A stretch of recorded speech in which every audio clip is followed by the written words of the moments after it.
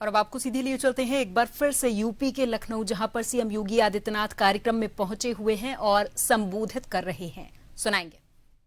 ग्रामीण विकास की राज्य मंत्री श्रीमती विजय लक्ष्मी गौतम जी,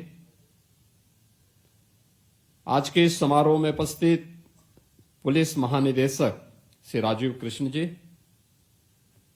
अपर मुख्य सचिव गृह श्री संजय प्रसाद जी, प्रमुख सचिव नित्य एवं कार्मिक श्री एम देवराज जी, उत्तर प्रदेश सरकार के हमारे सभी वरिष्ठ प्रशासनिक अधिकारीगण, नवचयनित विभिन्न विभागों के अभ्यर्थीगण,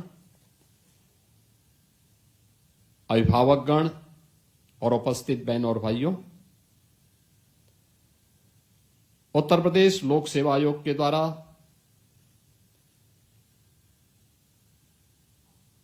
मार्च में जो परिणाम घोषित हुए हैं, 21 विभागों के 932 पदों पर चयन की इस पारदर्शी व्यवस्था के उपरांत आज आप सबको नियुक्ति पत्र वितरित हो रहा है।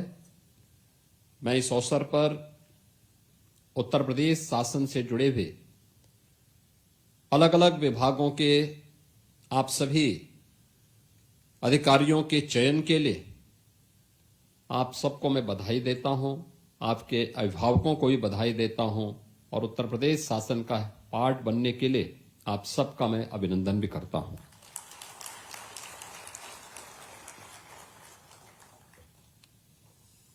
मैं धन्यवाद देता हूं उत्तर प्रदेश लोक सेवा आयोग को, जिसने भर्ती की पूरी प्रक्रिया को पूरी पारदर्शिता के साथ शुचितापूर्ण तरीके से संपन्न किया है। इस शासन की व्यवस्था का और शासन की कार्य योजना को प्रभावी ढंग से इंप्लीमेंट करने के लिए शासन की मंशा क्या है, हमारे भर्ती आयोग और बोर्ड की कार्य पद्धति उसका उदाहरण बनता है। हम ये कभी अनुमान कोई लगा ही नहीं सकता कि अगर भर्ती की प्रक्रिया ही पारदर्शी न हो और सुचितापूर्ण हो तो जिन लोगों का चयन होगा उन लोगों से ईमानदारी के साथ परिणाम देने, प्रदेश की गति को, प्रगति और समृद्धि की नई ऊंचाइयों तक पहुंचाने में योगदान वे कर पाएंगे, यह अपने आप में एक दिवा स्वप्न ही होगा। गति को प्रगति की ओर वही ले जा सकता है जो ईमानदारी के साथ जिसका चयन हो और जिसने अपने परिश्रम से, अपनी मेहनत से वह स्थान प्राप्त किया है। सिफारिश से या पैसा ले दे करके भ्रष्ट तरीके से जो व्यक्ति चयनित हुआ होगा वह प्रगति नहीं, दुर्गति जरूर करा देगा। और यही उत्तर प्रदेश में होता था 2017 के पहले। उत्तर प्रदेश जैसा राज्य ईश्वर के सीम कृपा का राज्य, प्राकृतिक संसाधनों से भरपूर राज्य, दुनिया की सबसे अच्छी उर्वरा भूमि रखने वाला प्रदेश, एमएसएमई का देश ही नहीं दुनिया का बेहतरीन आधार रखने वाला प्रदेश, सबसे अच्छा जल संसाधन रखने वाला प्रदेश, सबसे बड़ी आबादी का युवा राज्य बीमारू हो गया था, पहचान के लिए मोहताज हो गया था। प्रदेश के बाहर जब यहां का युवा जाता था पहचान छुपाता था। आपकी पीढ़ी सौभाग्यशाली है। जब प्रदेश इससे निकला उस समय आपकी उम्र 10 वर्ष से लेकर 15 वर्ष के बीच में रही होगी। अपने मां बाप का सहारा, मां बाप आपके सहारा बनते थे, भाई बहन आपका सहारा बनते थे, उनकी उंगली पकड़ करके आप तब स्कूल जाते रहे होंगे। इसलिए आपको नकल विहीन परीक्षा के माध्यम से परीक्षा देने का अवसर भी प्राप्त हुआ। आपको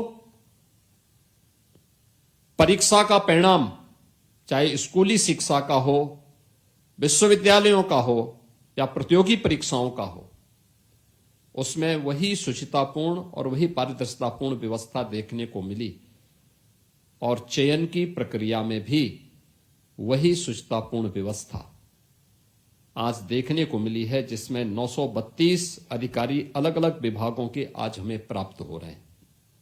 क्या ये संभव था 2017 के पहले? कतई नहीं। आप में से जितने लोग यहां पर नियुक्ति पत्र प्राप्त किए हैं, हमारी संख्या सीमित थी, हमने उस मंच पे सीमित लोगों को बुलवाया, लेकिन मेरा मानना है कि आप में से 932 के 932 अधिकारी सीधे नियुक्ति पत्र पाने के अधिकारी हैं। लेकिन समय की सीमा आपकी भी हमारी भी, इसलिए हमने सीमित किया और विभागीय मंत्रियों को प्रतिनिधि के रूप में यहां पे रखा।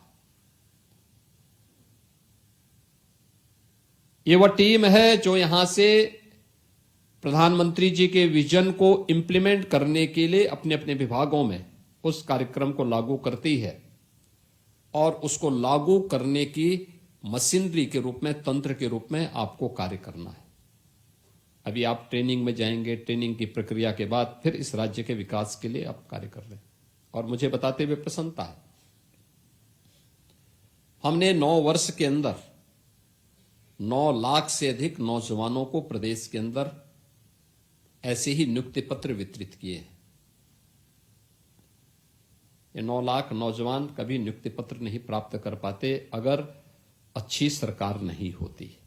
लोकतंत्र में अच्छी सरकारों को उसका लाभ यही है।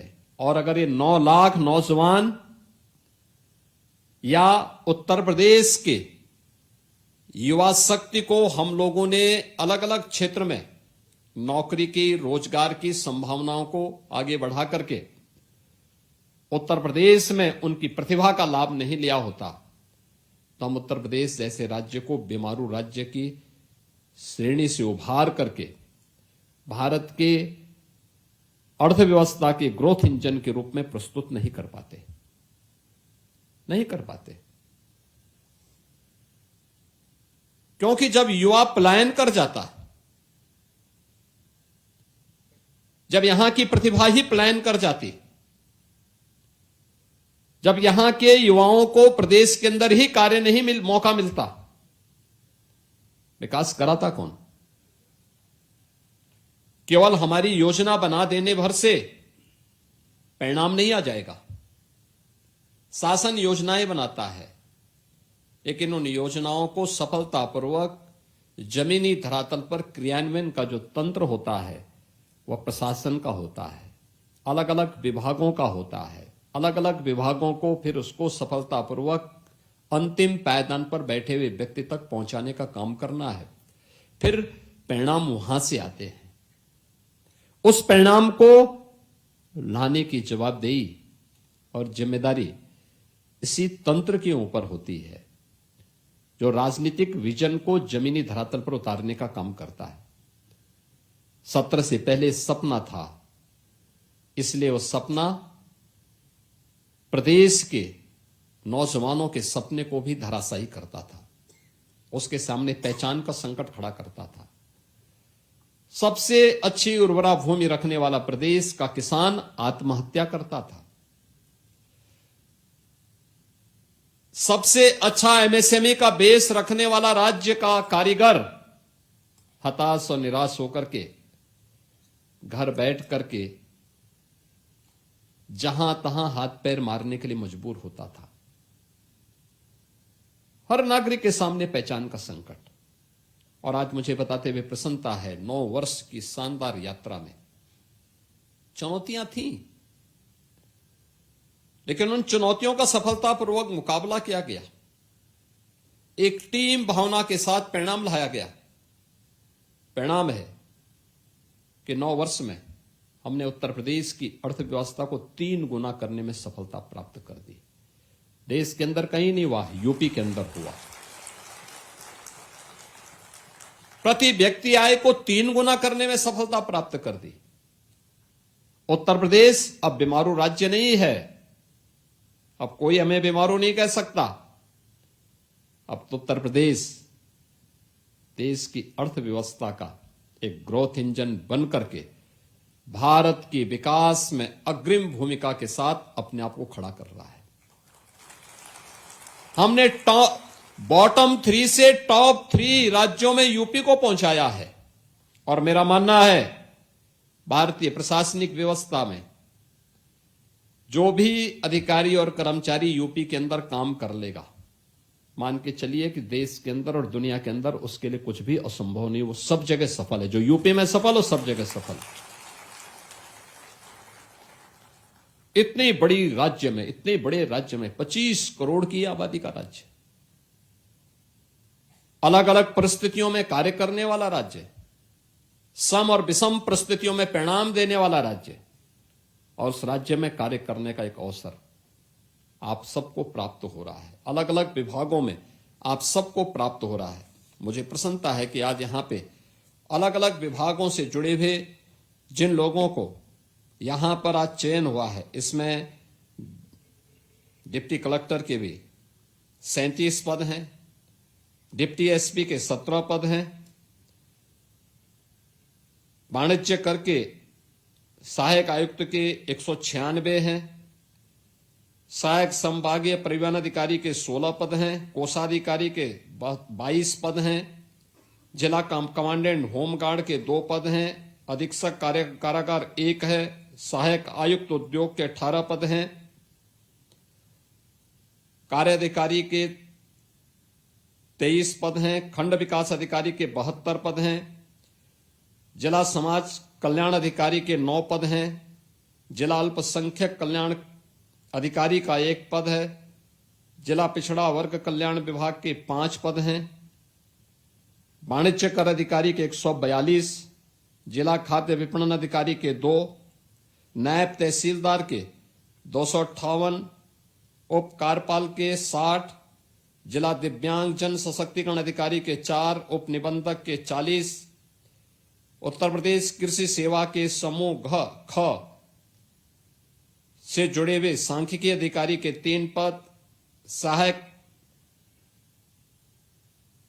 विधिक और माप विज्ञान श्रेणी के 1 पद, राज्य संपत्ति अधिकारी के 2 और सहायक निदेशक उद्योग के 1 पद पर यह सफलतापूर्वक चयन हुआ है, जिसमें 21 विभागों के 932 से पद हैं।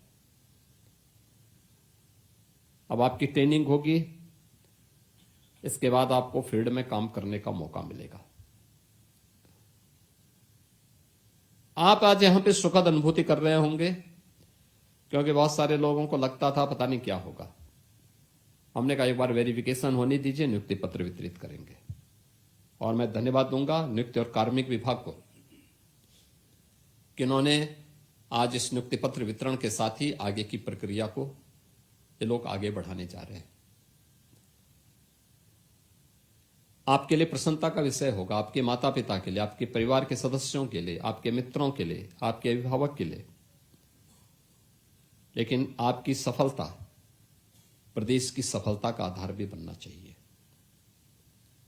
याद रखना, जिस पारदर्शी तरीके से आपका चयन हुआ है, वही पारदर्शी और शुचितापूर्ण व्यवहार भी और कार्य पद्धति भी आपके आगे के पूरे सर्विस कालखंड के लिए शासन भी आपसे अपेक्षा करता है।